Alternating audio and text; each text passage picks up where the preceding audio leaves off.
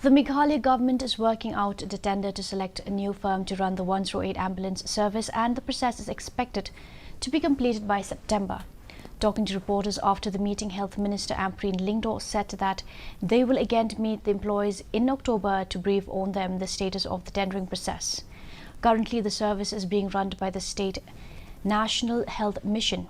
Meanwhile, Meghalaya EMRI Workers Union advisor Suzanne Lingdo said that they have requested the state government to expedite the exercise of appointing the new firm at the earliest.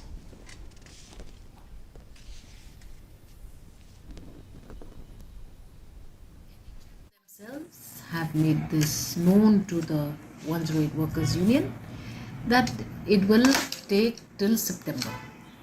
So I am also following by what they have heard. And so if it is September, then we have about 2 months, 2+ months to complete this procedure.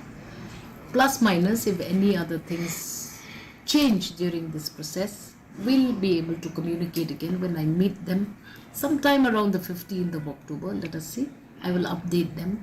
Request from our end to the government is that to kindly proceed this work a little bit faster so that every issue that we are having right now will be stabilized as soon as possible and we get to work without any issues in the near future.